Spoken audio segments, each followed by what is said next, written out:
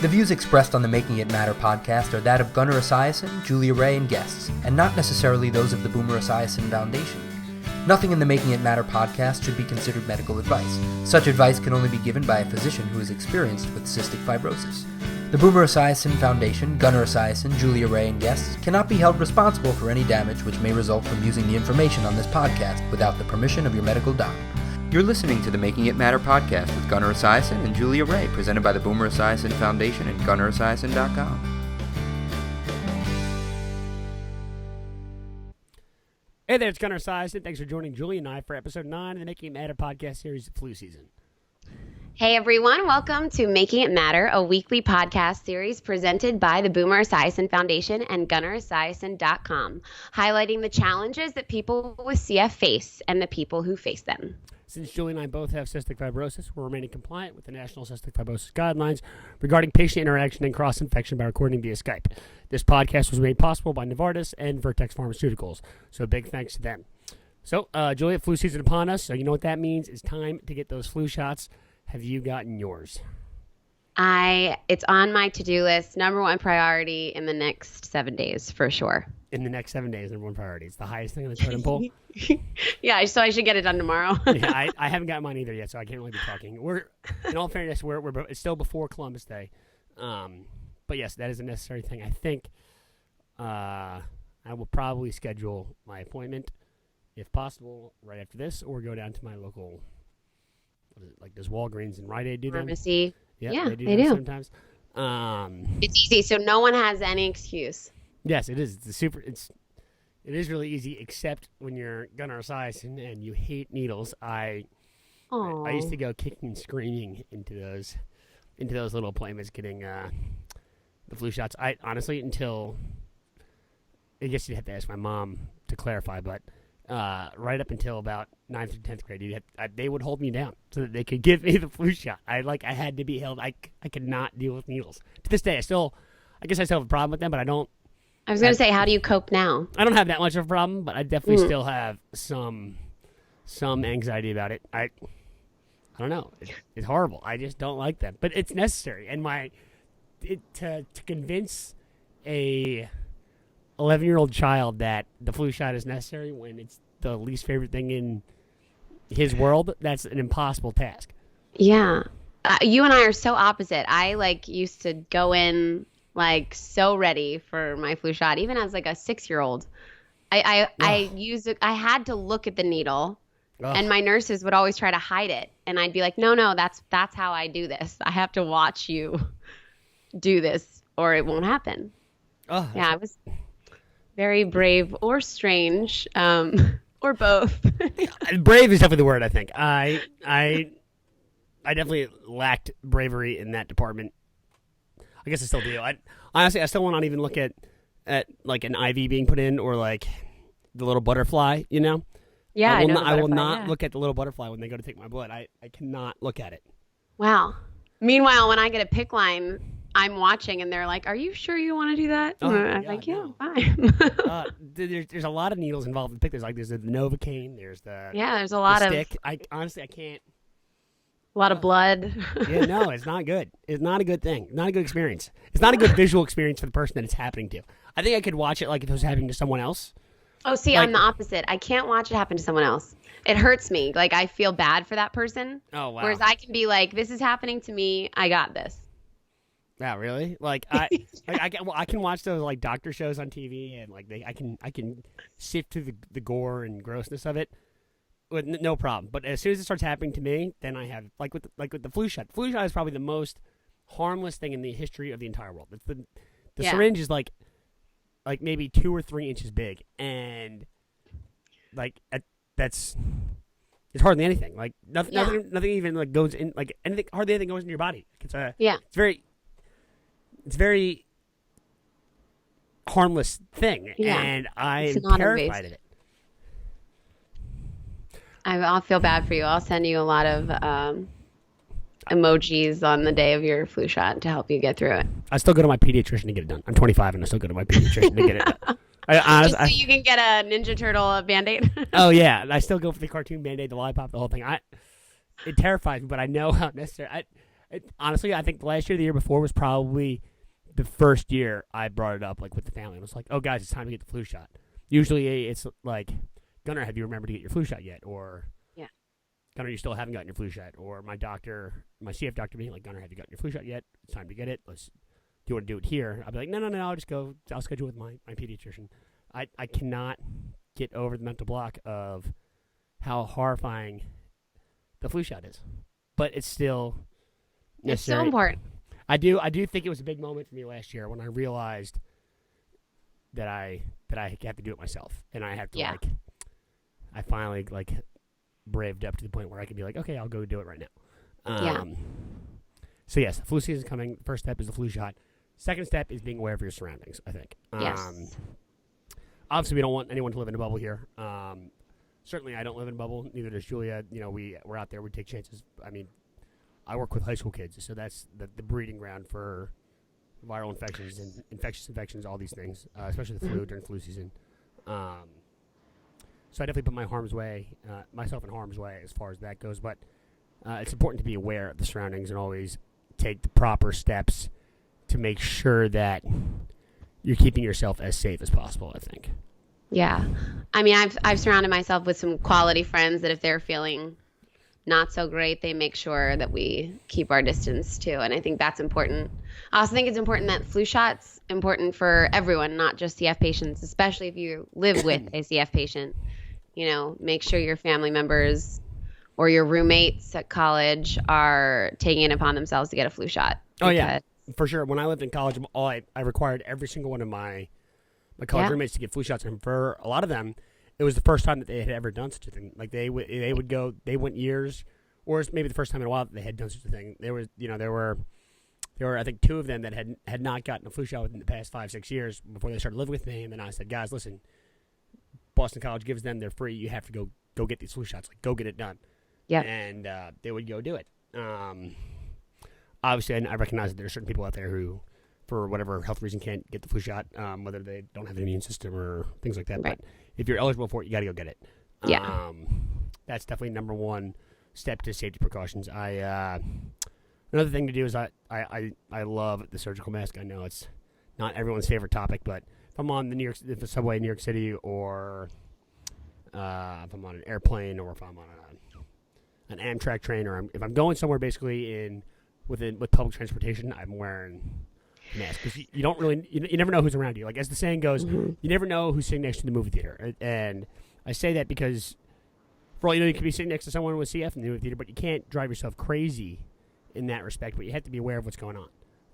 If you're on the subway and someone starts coughing, then maybe move to the other side of the car, and it's a good thing to have the mask.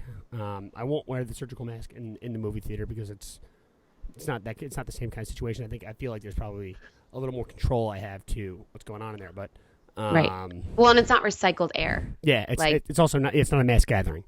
Whereas the subway, New York City subway, millions of people use it every single day. Mm-hmm. And how many of those people you think have gotten the flu shot, or how many of those people even if they have gotten the flu shot are suffering from the flu at that very moment? People are very stubborn and they go out to work. That's the other thing that really bothers me. When people are sick, they go out, they keep going to work, they keep going to school, or they put not only are they putting themselves in harm's way or in a situation to fail, but they're also jeopardizing the people around them. Yeah. And I think it's a big important topic, especially around family gatherings. People love to get together with their families around the holiday time. And it's a really weird dynamic, I think, when there's a CF person involved. Thanksgiving happens, the entire family or friends come to one gathering place, and let's say someone's sick. Does that ostracize the person with cystic fibrosis, or does that ostracize the person who may not be feeling well, even though he's directly related to what's going on at the event? What happens then? Yeah. Yeah, that's not an easy answer. And I think it's probably conditional, like based on everyone's own family. But I mean, personally, I think if you're sick, then you shouldn't be putting other people in harm's way. Yeah, no, I totally agree. I think, especially with Thanksgiving at our house, my mom and dad are usually the ones who host it. We definitely tell people if you have not feeling well, if you have small kids and they're not feeling well, then unfortunately, don't come. Refrain. or maybe make or consider other plans or something like that, because the common cold for you or me, for someone with CF, is all of a sudden that becomes a 2 or 3 week ordeal. Yeah. Oftentimes leading to IVs. So, whereas the common cold for a 6-year-old kid is like a 5-day thing, and it's over. So there are bigger picture issues out there than we can care to elaborate on right now. But I think it's important to at least have an awareness, or at least have a procedure set in place, or a judgment set in place where you can understand what's going on, understand who's going to be involved with you during the holiday time, and where you're going, where your son or daughter or CF might be. All these things are things to consider, not necessarily things to deter anyone from doing anything, but there are definitely things to consider as far as planning for the holidays goes. Mm-hmm. Completely agree. I think the responsibility falls on those that are not feeling well, and those that know that they're going to be interacting with CF patients. Especially someone with CF's not feeling well either. Like, is it really that smart of an idea to be around 30 people and have to be social for 4 days at a time, when maybe you could cut back half the trip, or if you're not traveling too far, you have to focus on your health at some point too. You got to be able to recognize that if I'm not feeling 100% and I have a big family gathering, a big 4 or 5 day family gathering coming up, is it really in my best interest to continue to push myself as hard as I can go, despite the repercussions of perhaps, paying for it for the next month and a half? Yeah, I skipped both of my dad's side and my mom's side big Christmas parties, and that's something I look forward to all year long. I get to see my cousins, and this year I was sick in bed, and it would not have been beneficial to anyone had I shown up like that, So it's absolutely devastating when something like that happens. But at the same time, you're putting yourself in a situation to get better, so they can get back out there and you can either get back to work or get back to school, because you have other things that you have to complete in life. Exactly. It definitely pays to live day by day in a lot of ways with cystic fibrosis, but at the same time, it's important to recognize the bigger picture of a lot of things. Yes. I remember when I was in school, my dad asked me, how much time, when I graduated, how much time do you think you missed? And I thought about it, and I recognized that I had probably missed a lot more time than I probably should have. And it was based on probably a few bad decisions that I made, where I definitely could have either scaled back on what I was doing socially, or how hard I was pushing myself academically, or how hard I was pushing myself to, prepare for a career after college. And in my case, I was preparing for law school. I definitely did not prioritize my health in a lot of ways, and I definitely paid for it. And I'm not saying that I need to go crazy about these things. I think it's important to really live your life and do what you need to do, but at the same time, you have to recognize, and some things that I failed to recognize in college in a lot of ways, that I needed to prioritize my health ahead of some other things.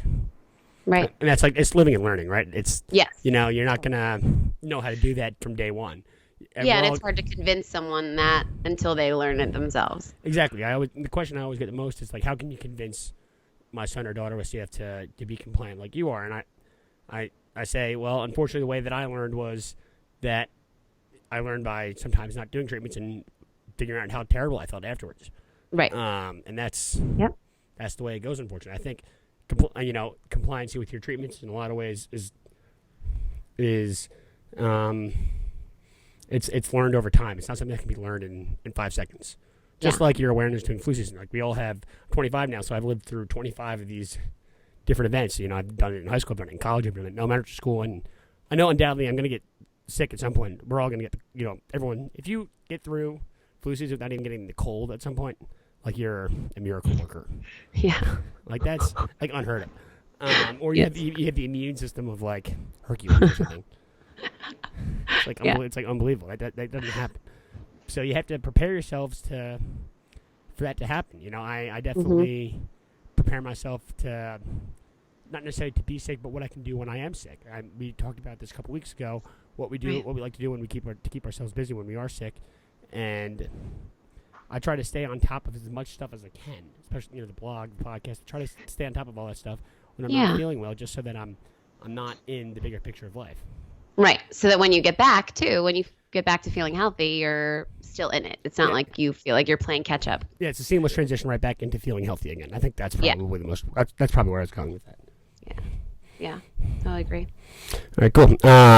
Anything more you'd like to say about flu season? It's kind of a dull subject, but it's something that needs to be talked about. Yeah. It's you hear about it on the news. You're like, oh, the flu vaccine this year isn't going to work. It's like got 25% effectiveness. Well, whatever. It's better than zero, right? Get it. Such a harsh topic, but the bottom line is that you have cystic fibrosis, you don't want to get the flu. Like right. I know people with CF who've gotten the flu. I had something similar to the flu a few years ago, and it sucks. It's the worst thing ever. Yep. Take it from me. That having the flu is the worst thing ever. Yeah. Take it from Gunnar, who is terrified of needles. Get your flu shot. Yes, exactly. There you go. That's from my personal experience. I've recognized that the flu shot's probably the best thing to do. And that's my personal experience as a 25-year-old kid. So that's where we're at. I want to go over to Making It Matter because we have a really pretty cool story. Definitely a special story. 10-year-old Jake from New Jersey. He has cystic fibrosis, juvenile rheumatoid arthritis, and was recently diagnosed with lymphoma. So he's facing quite an uphill battle.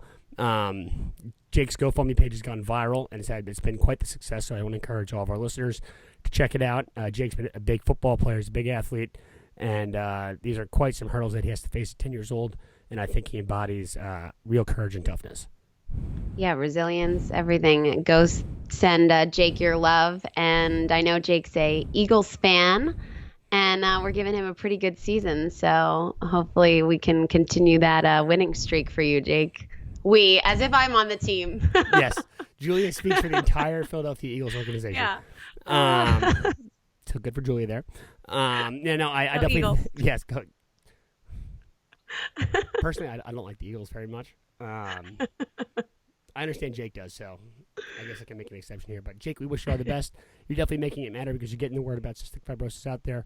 And feel better soon, buddy. And we hope you get back out there playing sports as soon as possible. So that's all the time we have for today. Thanks for tuning in for the 9th episode of the Making It Matter podcast. Can't believe we're up to 9 already. Remember, you can follow along with our weekly podcast via my YouTube channel on GunnarEsiason.com. JuliaRay.com. I think Julia Ray has a .com. And now you can subscribe to our podcast on iTunes, which is a new feature. So definitely, I know people are attached to their phones all day, so there's no excuse for not subscribing. It takes up like hardly any room on your iPhone or whatever phone you have. Yes. Hit subscribe on iTunes and then hit follow on Instagram. We have an Instagram dedicated to the podcast. It is at makingitmatter_CF. So go hit follow and you'll get little clips of current podcasts and previous ones to keep you updated, and also some motivation sprinkled in there, some little inspiration. Yes. Gunnar loves those. Yes, inspirational quote memes. That's my favorite thing. If you want to see us podcast about something specific, you can always send us an email, either at my email address, gunnersblog@esiason.org, or Julia's email address, which I always seem to forget, is... Julia Ray at juliaray.com. How could you forget that? The most unique email address in the history of the world, and the most original for that matter. Or you can send either of us a message on Facebook. I love reading messages that I get on Facebook all the time. Especially after the past couple of podcasts and blogs we put out there have been, they've spurred a lot of conversation. So I definitely like reading and responding to all y'all out there. And that's about it. So this is Gunnar Esiason for Julia Ray signing off. Bye, everyone.